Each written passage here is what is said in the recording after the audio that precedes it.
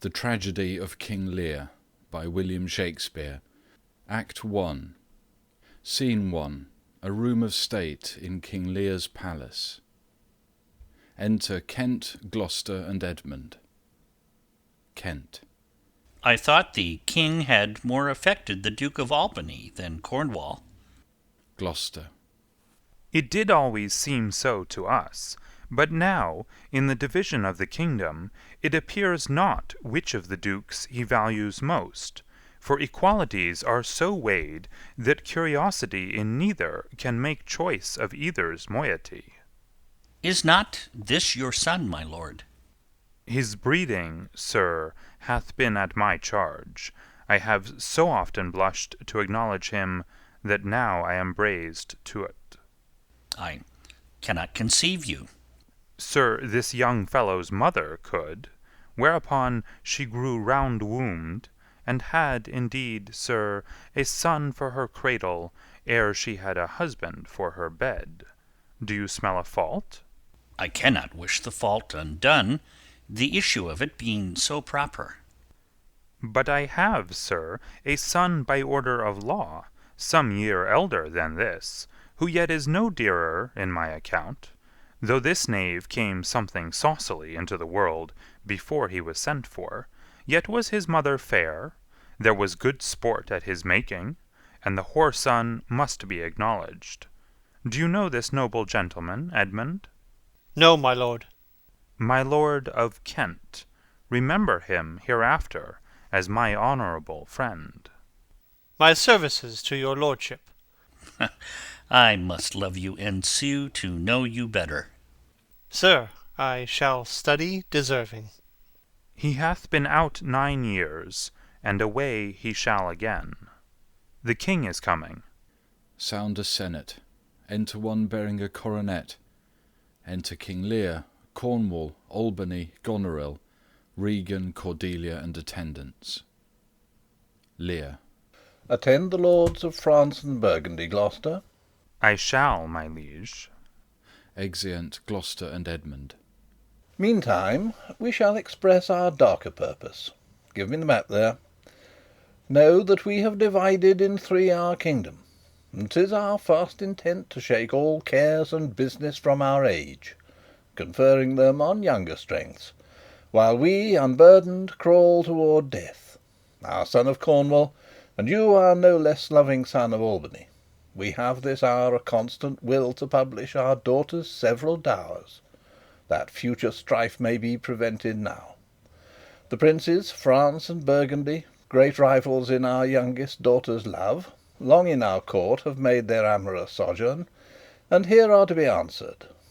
Tell me, my daughters, since now we will divest us both of rule, interest of territory, cares of state, which of you, shall we say, doth love us most, that we our largest bounty may extend, where nature doth with merit challenge? Goneril, our eldest born, speak first. Sir, I love you more than words can wield the matter, dearer than eyesight, space, and liberty, beyond what can be valued, rich or rare, no less than life, with grace, health, beauty, honour, as much as child e'er loved, or father found, a love that makes breath poor and speech unable. Beyond all manner of so much, I love you. Cordelia. What shall Cordelia speak? Love and be silent. Of all these bounds, even from this line to this, with shadowy forests and with champaigns riched, with plenteous rivers and wide-skirted meads, we make thee lady. To thine and Albany's issue be this perpetual. What says our second daughter, our dearest Regan, wife to Cornwall? Speak. Sir, I am made of the self-same metal that my sister is, and prize me at her worth. In my true heart I find she names me very deed of love, only she comes too short, that I profess myself an enemy to all other joys which the most precious square of sense possesses, and find I am alone felicitate in your dear highness's love. Then poor Cordelia, and yet not so. since I am sure my love's more richer than my tongue. To thee and thine hereditary ever remain this ample third of our fair kingdom, no less in space, validity, and pleasure than that conferred on Goneril. Now our joy, although the last, not least, to whose young love the vines of France and milk of Burgundy strive to be interested. What can you say to draw a third more opulent than your sisters? Speak. Nothing, my lord. Nothing? Nothing. Nothing can come of nothing. Speak again. Unhappy that I am, I cannot heave my heart into my mouth. I love your majesty according to my bond, no more, no less. How? How, Cordelia? Mend your speech a little, lest you may mar your fortunes. Good my lord, you have begot me, bred me, loved me. I return those duties back as are right fit, obey you, love you, and most honour you. Why have my sisters husbands, if they say they love you all? Haply when I shall wed, that lord, whose hand must take my plight, shall carry half my love with him, half my care and duty. Sure I shall never marry like my sisters, to love my father all. But goes thy heart with this? Ay, good my lord. So young and so untender. So young, my lord, and true. Let it be so. Thy truth then be thy dower. For by the sacred radiance of the sun, the mysteries of Hecate and the night, by all the operation of the orbs, from whom we do exist and cease to be, here I disclaim all my paternal care, propinquity, and property of blood, and as a stranger to my heart and me hold thee from this for ever. The barbarous Scythian, or he that makes his generation messes to gorge his appetite, shall to my bosom be as well neighbour, pitied, and relieved, as thou, my sometime daughter. Good my liege. Peace, Kent, come not between the dragon and his wrath. I loved her most, and thought to set my rest on her kind nursery. To Cordelia. Hence, and avoid my sight. So be my grave my peace, as here I give her father's heart from her. Call France, who stirs? Call Burgundy, Cornwall, and Albany. With my two daughters' dowers digest this third. Let pride, which she calls plainness, marry her. I do invest you jointly in my power, preeminence, and all the large effects that troop with majesty. Ourself by monthly course, with reservation of 100 knights, by you to be sustained, shall our abode make with you by due turns. Only we still retain the name and all the additions to a king, the sway, revenue, execution of the rest. Beloved sons be yours, which to confirm, this coronet part betwixt you. Royal Lear, whom I have ever honoured as my king, loved as my father, as my master followed, as my great patron thought on in my prayers. The bow is bent and drawn. Make from the shaft. Let it fall rather, though the fork invade the region of my heart. Be Kent unmannerly when Lear is mad. What wouldst thou do, old man? Think'st thou that duty shall have dread to speak when power to flattery bows? To plainness honour's bound when majesty falls to folly. Reverse thy state, and in thy best consideration check this hideous rashness.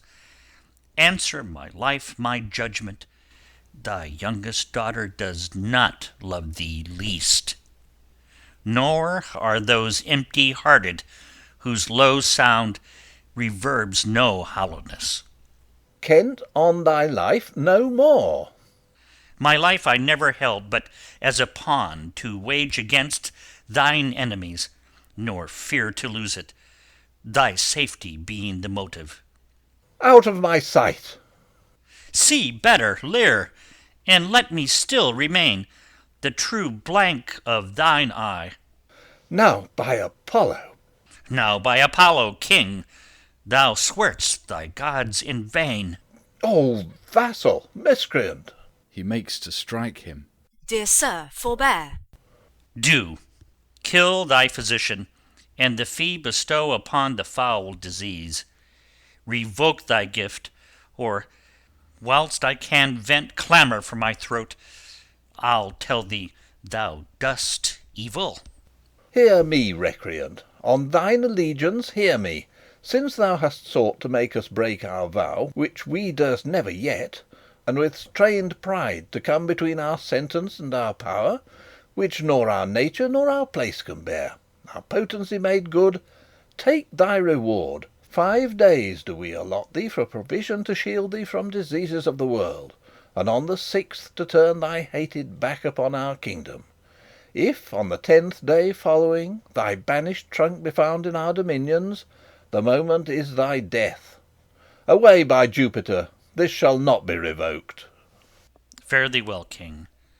Sith thus thou will appear, freedom lives hence, and banishment is here. To Cordelia. The gods to their dear shelter take thee, maid, that justly think'st, and hast most rightly said. To Goneril and Regan. And your large speeches may your deeds approve, that good effects may spring from words of love. Thus Kent, O princes, bids you all adieu. He'll shape his old course in a country new. Exit. Flourish. Enter Gloucester with France and Burgundy and attendants. Here's France and Burgundy, my noble lord. My lord of Burgundy, we first address towards you, who with this king hath rivalled for our daughter. What in the least will you require in present dower with her, or cease your quest of love? Most royal majesty, I crave no more than hath your highness offered, nor will you tender less. Right noble Burgundy, when she was dear to us we did hold her so, but now her price is fallen. Sir, there she stands. If aught within that little seeming substance, or all of it, with our displeasure pierced, and nothing more may fitly like your grace, she's there, and she is yours.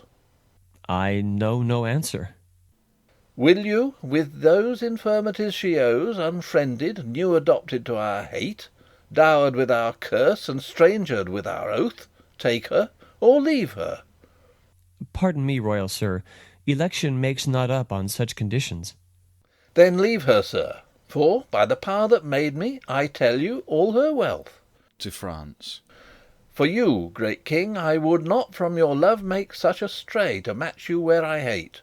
Therefore beseech you to avert your liking a more worthier way, than on a wretch whom nature is ashamed almost to acknowledge her. This is most strange, that she, who even but now was your best object, the argument of your praise, balm of your age, most best, most dearest, should in this trice of time commit a thing so monstrous to dismantle so many folds of favour. Sure her offence must be of such a natural degree that monsters it, or your forvouched affection fallen into taint, which to believe of her must be a faith that reason without miracle should never plant in me. Yet I beseech your majesty, if for I want that glib and oily art to speak and purpose not, since what I well intend, I'll do it before I speak, that you make known it is no vicious blot, murder, or foulness, no unchaste action or dishonoured step, that hath deprived me of your grace and favour, but even for want of that which I am richer, a still soliciting eye, and such a tongue as I am glad I have not, though not to have it hath lost me in your liking. Better thou hadst not been born than not to have pleased me better. Is it but this? A tardiness in nature which often leaves the history unspoke that it intends to do? My lord of Burgundy, what say you to the lady? Love's not love when it is mingled with regards that stands aloof from the entire point.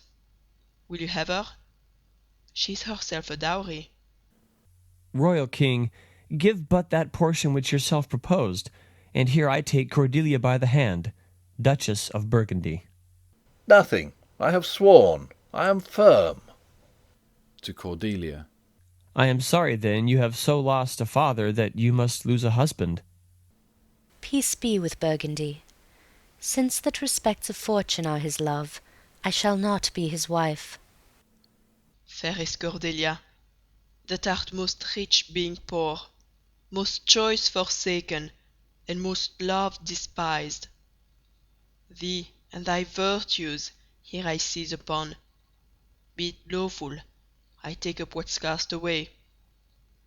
Gods, gods, 'tis strange that from their coldest neglect my love should kindle to inflamed respect.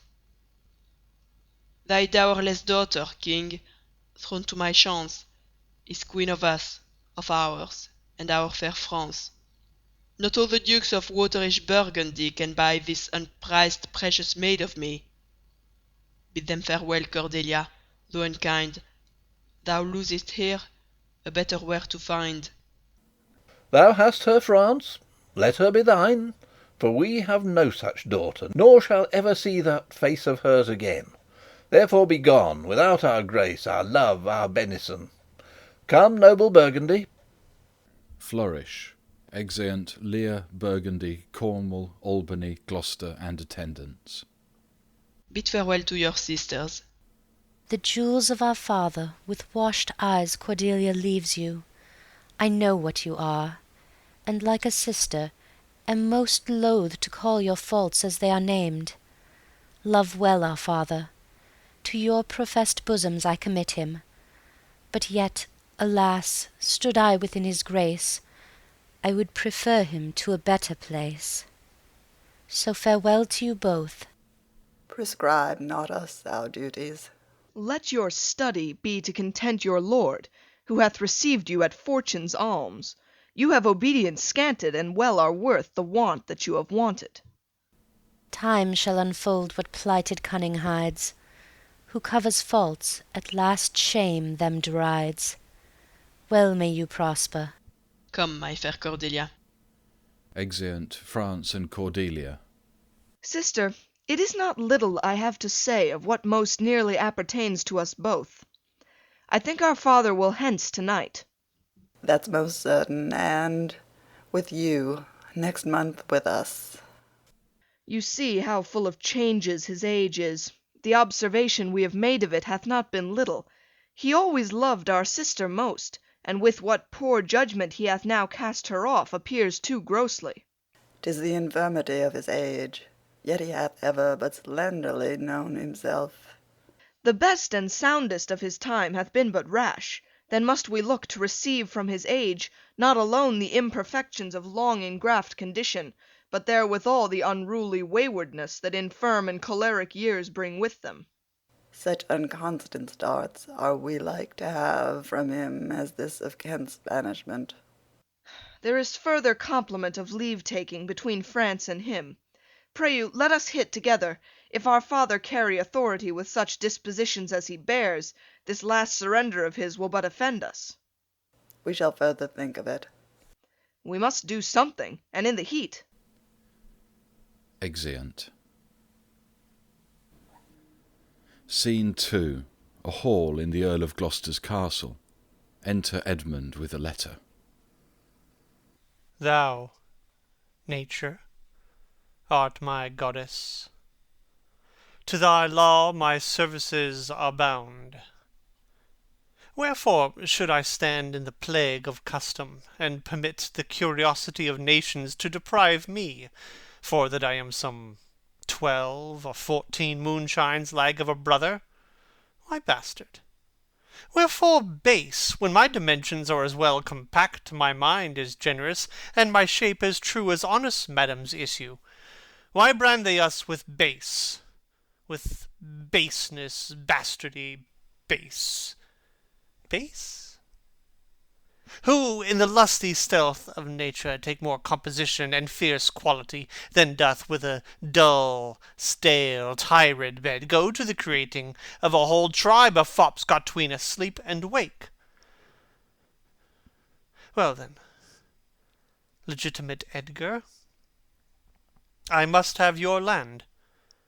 Our father's love is to the bastard Edmund as to the legitimate. Fine word. Legitimate.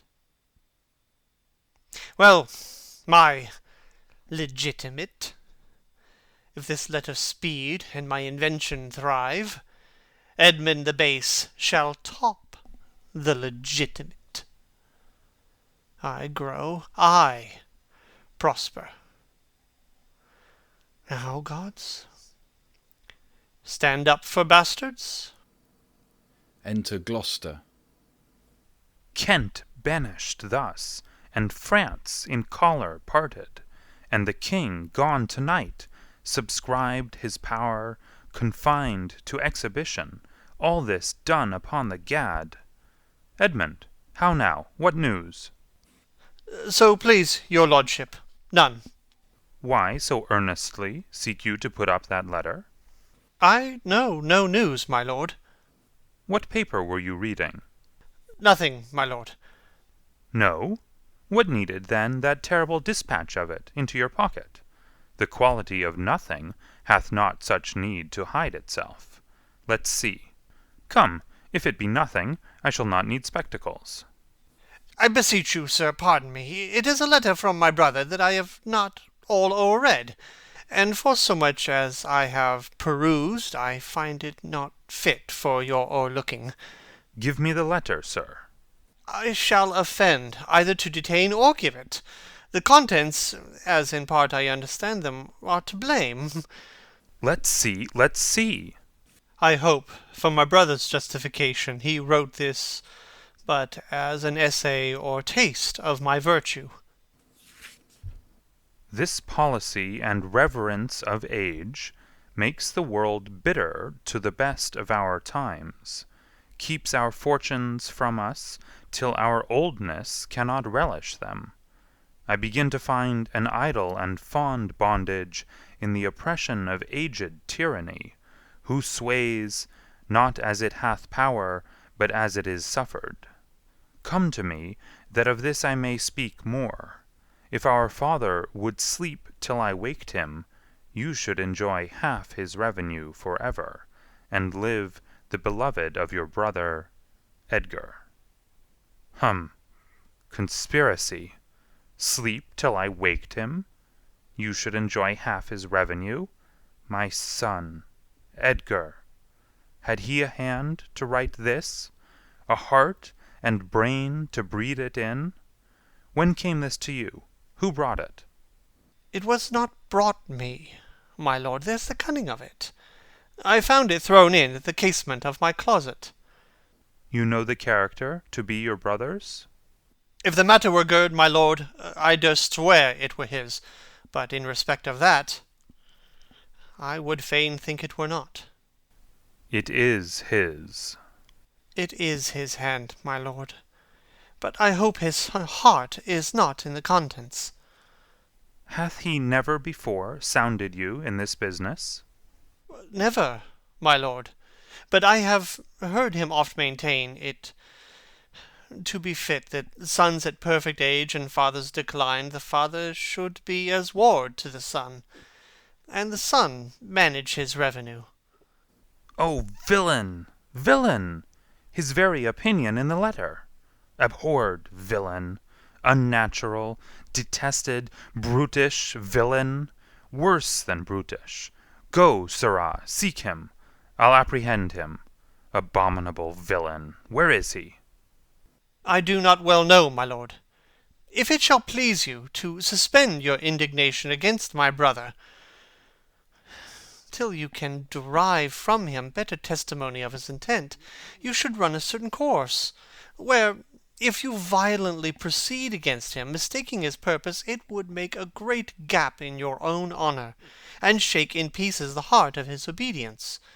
I dare pawn down my life for him that he hath writ this to feel my affection to your honour, and to no other pretence of danger. Think you so? If your honour judge it meet, I would place you where you shall hear us confer of this, and by an auricular assurance have your satisfaction, and that without any further delay than this very evening. He cannot be such a monster. Nor it is not, sure. To his father, that so tenderly and entirely loves him. Heaven and earth! Edmund, seek him out. Wind me into him, I pray you. Frame the business after your own wisdom. I would unstate myself to be in a due resolution. I will seek him, sir, presently. Convey the business as I shall find means, and acquaint you with all. These late eclipses in the sun and moon portend no good to us. Though the wisdom of nature can reason it thus and thus, yet nature finds itself scourged by the sequent effects. Love cools, friendship falls off, brothers divide. In cities, mutinies. In countries, discord. In palaces, treason. And the bond cracked twixt son and father. This villain of mine comes under the prediction. Theirs son against father. The king falls from bias of nature. Theirs father against child. We have seen the best of our time, machinations, hollowness, treachery, and all ruinous disorders follow us disquietly to our graves. Find out this villain, Edmund. It shall lose thee nothing. Do it carefully. And the noble and true-hearted Kent banished. His offence honesty. 'Tis strange. Exit. This is the excellent foppery of the world, that when we are sick in fortune, often to the surfeit of our own behaviour, we make guilty our own disasters, the sun, the moon, and the stars, as if we were villains on necessity, fools by heavenly compulsion, knaves, thieves, and traitors by spherical predominance, drunkards, liars, and adulterers by an enforced obedience of planetary influence, and all that we are evil in by a divine thrusting on, an admirable evasion of whoremaster men, to lay his goatish disposition to the charge of a star. My father compounded with my mother under the dragon's tail, and my nativity was under Ursa Major, so that it follows I am rough and lecherous. Tut! I should have been that I am, had the maidenliest star in the firmament twinkled on my bastardizing. Enter Edgar. Pat, he comes. Like the catastrophe of the old comedy, my cue is villainous melancholy, with a sigh like Tom o' Bedlam. Oh, these eclipses do portend these divisions. Fa sol la mi. How now, brother Edmund? What serious contemplation are you in? I am thinking, brother, of a prediction I read this other day. What should follow these eclipses? Do you busy yourself with that? I promise you the effects he writes of succeed unhappily, as of unnaturalness between the child and the parent, death, dearth, dissolutions of ancient amities, divisions in state, menaces and maledictions against king and nobles, needless diffidences, banishment of friends, dissipation of cohorts, nuptial breaches, and I know not what. How long have you been a secretary astronomical? Come, come. When saw you my father last? The night gone by. Spoke you with him? Aye, 2 hours together. Parted you in good terms? Found you no displeasure in him by word or countenance? None at all. Bethink yourself wherein you may have offended him, and at my entreaty forbear his presence until some little time hath qualified the heat of a displeasure, which at this instant so rageth in him, that with the mischief of your person it would scarcely allay. Some villain hath done me wrong. That's my fear. I pray you have a continent forbearance till the speed of his rage goes slower, and, as I say, retire with me to my lodging, from whence I will fitly bring you to hear my lord speak. Pray you go. There's my key. If you do stir abroad, go armed. Armed, brother? Brother, I advise you to the best. I am no honest man, if there be any good meaning toward you. I have told you what I have seen and heard, but faintly. Nothing like the image and horror of it. Pray you, away! Shall I hear from you anon? I do serve you in this business. Exit Edgar. Credulous father, and a brother noble, whose nature is so far from doing harms that he suspects none, on whose foolish honesty my practices ride easy. I see the business. Let me, if not by birth, have lands by wit. All with me's meet that I can fashion fit. Exit. Scene 3. A room in the Duke of Albany's palace. Enter Goneril and Oswald, her steward. Did my father strike my gentleman for chiding of his fool? Ay, madam. By day and night he wrongs me. Every hour he flashes into one gross crime or another, that sets us all at odds. I'll not endure it.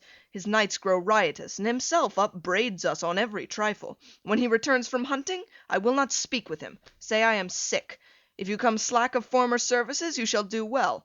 The fault of it I'll answer. He's coming, madam. I hear him. Put on what weary negligence you please, you and your fellows. I'd have it come to question. If he distaste it, let him to our sister, whose mind and mine I know in that are one, not to be overruled. Idle old man, that still would manage those authorities that he hath given away. Now, by my life, old fools are babes again, and must be used with checks as flatteries, when they are seen abused. Remember what I have said. Very well, madam. And let his knights have colder looks among you. What grows of it, no matter, advise your fellows so. I would breed from hence occasions, and I shall, that I may speak. I'll write straight to my sister to hold my very course. Prepare for dinner. Exeunt. Scene 4. A hall in Albany's palace. Enter Kent in disguise. If but as well I other accents borrow, that can my speech diffuse, my good intent may carry through itself to that full issue for which I raised my likeness. Now, banished Kent, if thou canst serve where thou dost stand condemned, so may it come, thy master, whom thou lov'st, shall find thee full of labours. Horns within. Enter Lear and knights. Let me not stay a jot for dinner. Go, get it ready. Exit first knight. How now? What art thou? A man, sir. What dost thou profess? What wouldst thou with us? I do profess to be no less than I seem, to serve him truly that will put me in trust, to love him that is honest, to converse with him that is wise and says little, to fear judgment, to fight when I cannot choose, and to eat no fish. What art thou? A very honest-hearted fellow, and as poor as the king. If thou be'st as poor for a subject as he's for a king, thou art poor enough. What wouldst thou? Service. Who wouldst thou serve? You. Dost thou know me, fellow? No, sir, but you have that in your countenance which I would fain call master. What's that? Authority. What services canst thou do? I can keep honest counsel, ride, run, mar a curious tale in telling it, and deliver a plain message bluntly. That which ordinary men are fit for, I am qualified in, and the best of me is diligence. How old art thou? Not so young, sir, to love a woman for singing, nor so old to dote on her for anything. I have years on my back 48. Follow me. Thou shalt serve me. If I like thee no worse after dinner, I will not part from thee yet. Dinner! Oh, dinner! Where's my knave, my fool? Go you and call my fool hither. Exit second knight. Enter Oswald. You, sirrah, where's my daughter? So please you. Exit. What says the fellow there? Call the clotpole back. Exit third knight. Where's my fool? Oh, I think the world's asleep. Enter third knight. How now, where's that mongrel? He says, my lord, your daughter is not well. Why came not the slave back to me when I called him? Sir, he answered me, in the roundest manner. He would not. He would not? My lord, I know not what the matter is, but to my judgment your highness is not entertained with that ceremonious affection as you were wont. There's a great abatement of kindness appears as well in the general dependence as in the duke himself also, and your daughter. Ha! Say'st thou so? I beseech you pardon me, my lord, if I be mistaken, for my duty cannot be silent when I think your highness wronged. Thou but rememberest me of mine own conception. I have perceived a most faint neglect of late, which I have rather blamed as mine own jealous curiosity, than as a very pretence and purpose of unkindness. I will look further into't. But where's my fool? I have not seen him these 2 days. Since my young lady's going into France, sir, the fool hath much pined away. No more of that. I have noted it well. Go you and tell my daughter I would speak with her. Exit third knight. Go you, call hither my fool. Exit another knight. Enter Oswald.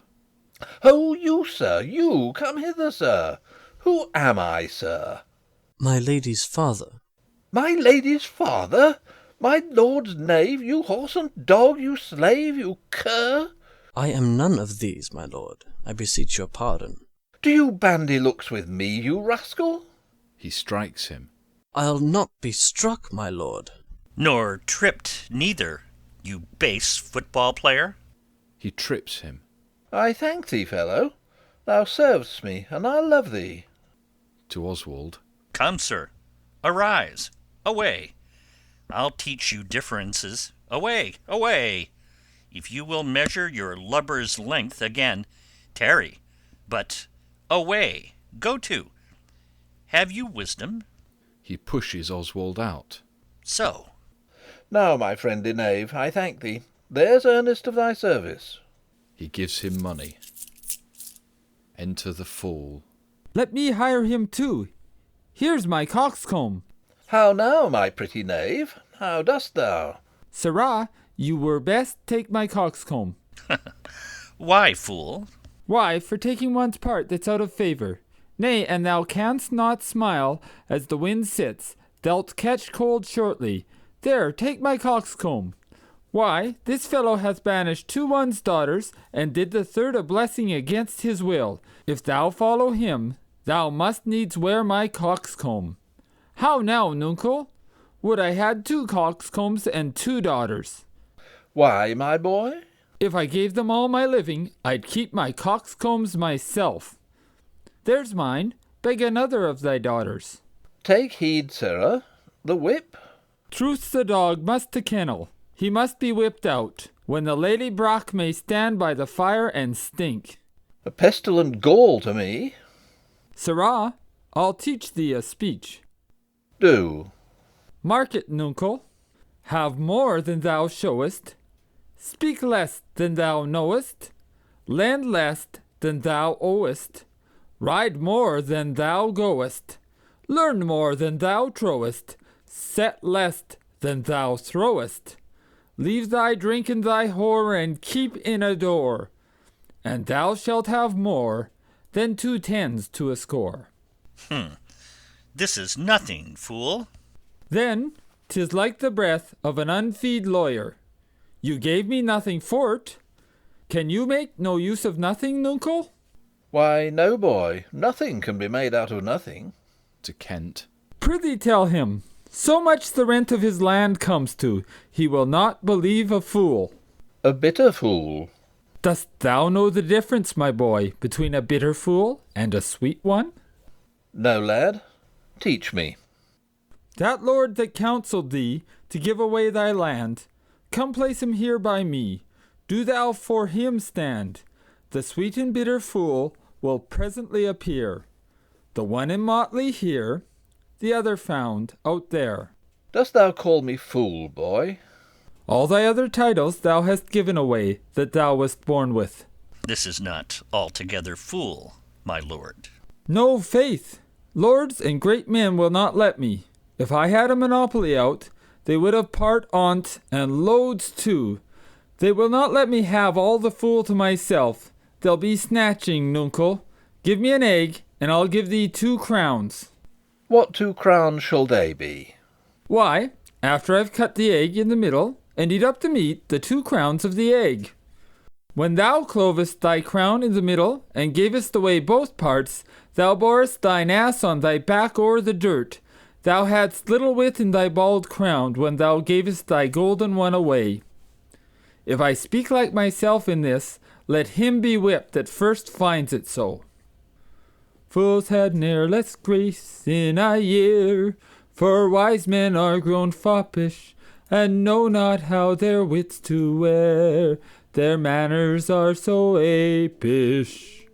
When were you wont to be so full of song, sirrah? I have used it, nuncle, ere since thou madest thy daughters thy mothers. For when thou gavest them the rod, and puttest down thine own breeches, then they for sudden joy did weep, and I for sorrow sung, that such a king should play bo peep, and go the fools among. Prithee, nuncle, keep a schoolmaster that can teach thy fool to lie. I would fain learn to lie. An you lie, sirrah, we'll have you whipped. I marvel what kin thou and thy daughters are. They'll have me whipped for speaking true. They'll have me whipped for lying. And sometimes I am whipped for holding my peace. I had rather be any kind of thing than a fool, and yet I would not be thee, nuncle. Thou hast pared thy wit o' both sides, and left nothing in the middle. Here comes one of the parings. Enter Goneril. How now, daughter? What makes that frontlet on? Methinks thou art too much of late i' the frown. Thou wast a pretty fellow when thou hadst no need to care for her frowning. Now thou art an O without a figure. I am better than thou art. I am a fool. Thou art nothing. To Goneril. Yes, forsooth, I will hold my tongue.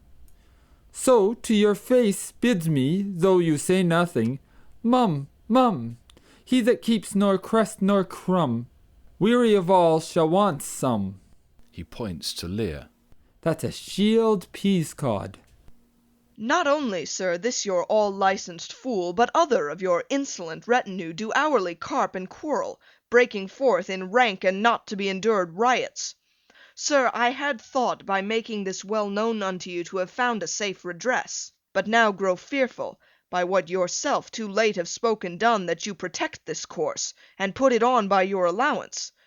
Which if you should, the fault would not scape censure, nor the redresses sleep, which in the tender of a wholesome weal might in their working do you that offence which else were shame, that then necessity will call discreet proceeding. For you know, nuncle, the hedge-sparrow fed the cuckoo so long, that it had its head bit off by it young. So out went the candle, and we were left darkling. Are you our daughter? Come, sir, I would you would make use of that good wisdom whereof I know you are fraught, and put away these dispositions that of late transform you from what you rightly are. May not an ass know when the cart draws the horse? Whoop! Jug! I love thee. Doth any here know me? This is not Lear. Doth Lear walk thus, speak thus? Where are his eyes? Either his notion weakens, his discernings are lethargied. Ah, waking, 'tis not so. Who is it that can tell me who I am? Lear's shadow. I would learn that, for by the marks of sovereignty, knowledge, and reason, I should be false persuaded I had daughters. Which they will make an obedient father. Your name, fair gentlewoman? This admiration, sir, is much of the favour of your other new pranks. I do beseech you to understand my purposes aright. As you are old and reverend, you should be wise. Here do you keep 100 knights and squires, men so disordered, so debauched and bold, that this our court, infected with their manners, shows like a riotous inn. Epicurism and lust make it more like a tavern or a brothel than a graced place. The shame itself doth speak for instant remedy. Be then desired by her that else will take the thing she begs, a little to disquantity your train, and the remainder that shall still depend, to be such men as may besort your age, which know themselves and you. Darkness and devils, saddle my horses, call my train together. Degenerate bastard, I'll not trouble thee. Yet have I left a daughter. You strike my people, and your disordered rabble make servants of their betters. Enter Albany. Woe that too late repents. Oh, sir, are you come? Is it your will? Speak, sir. Prepare my horses. Ingratitude, thou marble-hearted fiend, more hideous when thou show'st thee in a child than the sea-monster. Pray, sir, be patient. To Goneril. Detested kite, thou liest. My train are men of choice and rarest parts, that all particulars of duty know, and in the most exact regard support the worships of their name. O most small fault, how ugly didst thou in Cordelia show, which like an engine wrenched my frame of nature from the fixed place, drew from my heart all love, and added to the gall. O Lear, Lear, Lear, beat at this gate that let thy folly in. He strikes his head. And thy dear judgment out. Go, go, my people. Exeunt Kent and knights. My lord, I am guiltless, as I am ignorant of what hath moved you. It may be so, my lord. He kneels. Here, nature, here, dear goddess, here. Suspend thy purpose, if thou didst intend to make this creature fruitful. Into her womb convey sterility, dry up in her the organs of increase, and from her derogate body never spring a babe to honour her. If she must teem, create her child of spleen, that it may live and be a thwart disnatured torment to her. Let it stamp wrinkles in her brow of youth, with cadent tears fret channels in her cheeks, turn all her mother's pains and benefits to laughter and contempt, that she may feel how sharper than a serpent's tooth it is to have a thankless child. Away! Away! Exit. Now, gods that we adore, whereof comes this? Never afflict yourself to know more of it, but let his disposition have that scope that dotage gives it. Enter Lear. What, 50 of my followers at a clap within a fortnight? What's the matter, sir? To Goneril. I'll tell thee life and death. I am ashamed that thou hast power to shake my manhood thus, that these hot tears which break from me perforce should make thee worth them. Blasts and fogs upon thee! The untented woundings of a father's curse pierce every sense about thee. Old fond eyes beweet this cause again. I'll pluck you out, and cast you with the waters that you lose to temper clay. Ah! Let it be so. I have another daughter, who I am sure is kind and comfortable. When she shall hear of this with her nails, she'll flay thy wolfish visage. Thou shalt find that I'll resume the shape which thou dost think I have cast off for ever. Exit. Do you mark that? I cannot be so partial, Goneril, to the great love I bear you. Pray you, content. What, Oswald, ho! To the fool. You, sir, more knave than fool, after your master. Nuncle Lear, tarry, take the fool with thee. A fox when one has caught her, and such a daughter, should sure to the slaughter. If my cap would buy a halter, so the fool follows after. Exit. This man hath had good counsel. 100 knights! 'Tis politic and safe to let him keep at point 100 knights. Yes, that on every dream, each buzz, each fancy, each complaint, dislike, he may enguard his dotage with their powers, and hold our lives in mercy. Oswald, I say. Well, you may fear too far. Safer than trust too far. Let me still take away the harms I fear, not fear still to be taken. I know his heart. What he hath uttered I have writ to my sister. If she sustain him in his 100 nights, when I have showed th' unfitness. Enter Oswald. How now, Oswald? What, have you writ that letter to my sister? Ay, madam. Take you some company, and away to horse. Inform her full of my particular fear, and thereto add such reasons of your own as may compact it more. Get you gone, and hasten your return. Exit Oswald. No, no, my lord. This milky gentleness and course of yours, though I condemn it not, yet under pardon you are much more a-tasked for want of wisdom than praised for harmful mildness. How far your eyes may pierce I cannot tell. Striving to better, oft we mar what's well. Nay, then. Well, well, the event. Exeunt. Scene 5. Court before the Duke of Albany's palace. Enter Lear, Kent, the Fool, and a gentleman. To Kent. Go you before to Gloucester with these letters. Acquaint my daughter no further with anything you know that comes from her demand out of the letter. If your diligence be not speedy, I shall be there afore you. I will not sleep, my lord, until I have delivered your letter. Exit. If a man's brains were in his heels, were't not in danger of kibes? Ay, boy. Then I prithee be merry. Thy wit shall not go slipshod. Ha ha ha. Shalt see thy other daughter will use thee kindly, for though she's as like this as a crab's like an apple, yet I can tell what I can tell. What canst tell, boy?